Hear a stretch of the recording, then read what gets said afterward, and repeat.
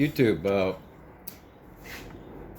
we got a project here. We're working on a 2003 Tundra, Toyota Tundra. It's got the 4.7 V8. I bought it with number 1 and number 3 cylinder not firing and a vacuum leak. The gentleman put a starter on it a long time ago and told me since then it had a vacuum leak. And he said it had a cracked intake manifold. Well, I've looked and looked, but could not find any cracks, but I did find this. Broken bolt. So he said, I asked him about that, and he said, well, it did break off putting it in. Putting it in, it broke off, so it may be cross-threaded. So, at any rate, number 3 cylinder had a bad coil. Put a new coil in it. Then the code also had number 1 cylinder. So, just to verify that that coil was bad, I moved the new coil to the 1. I still got the code. Come to find out, this connector wasn't properly connected to the injector, so I wiggled it and messed around with it, and finally it started firing. I put new plugs in it. These are the plugs that were in it, and they were caked. I cleaned them up. I thought about using them again. I changed my mind, and they had racing plugs in this thing for some reason. But at any rate, here's the coil I took out of number 3. You can see it was cracked. And I didn't test it or nothing. I just it seems to be firing now. So anyway, so I took the intake manifold off. Right now I'm attempting to get this stud out. What I did first, I tried some vice grips, boogered up the threads, of course. So then I retapped the threads. Put this. Oh, let me get down in here. Put this nut on there. And then I took my center punch here. So I could get it right in the middle. Center punched it.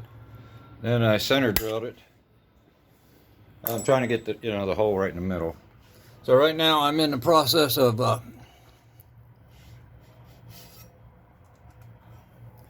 drilling it out to make it at least weaker. Now I know I could weld a nut on there. However, I'm gonna do that if I have to last, because I'm welding all around all this stuff here. The fuel. Well, actually I don't have any fuel anymore, but at any rate, I just soon not weld it. But I think if I drill a hole right down the center of it, make it a little weaker, and maybe she'll come out. At any rate, if I drill it out, then I could maybe I'll just drill it out, try to retap it, and let's see here. And I suppose I could possibly make this hole a little larger. They had putty in there. That's rubber stuff in that hole. And I tell you, it didn't leak that bad before I got those 2 cylinders to fire. Then it really started leaking. In fact, you could hear it leaking. And it got worse as the engine got hotter, which kind of makes sense. And I sprayed. Well, at first I sprayed carburetor cleaner, but it smoked so much it run me out of here. So I used the I know everybody's going to yell about it, but starting fluid or starting spray, and it immediately, the engine took off. So definitely the vacuum leak was an issue. Plus I was getting PO300 also. That's intermittent, or whatever it is, you know what it is. Anyway, I did get P351, P353 and 300.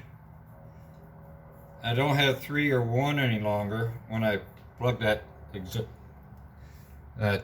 in the injector, the connector. So I think if I fix this vacuum leak, should be good to go. This truck has 420,000 miles on it, and it's had just about everything replaced on it that one of these trucks need replaced. You know, the radiator, starter, of course. I assume the timing belt. I don't know that.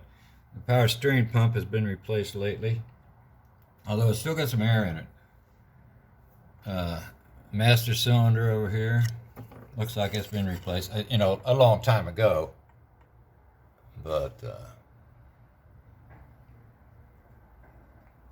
so, you know, all that stuff. I put a window regulator in the driver's side. That was bad. Passenger mirror, I had to take it apart. I should have took a video. That's interesting how those work. It was just hanging in there. You're actually able to take those apart. And I put a little grease around the 3 things that go into the housing. And I took a rag and put over the mirror and just kind of tapped it, and it went back into place and works. And then the tailgate latch didn't work. I fixed that. That was no big deal. Now, you know, all that stuff on trucks like this go bad. And if you don't keep up on them, well, you know, it gets to be overwhelming sometimes. Well, anyway, let me pause you here, and I'll get started and drill this hole out, and we'll see how it goes.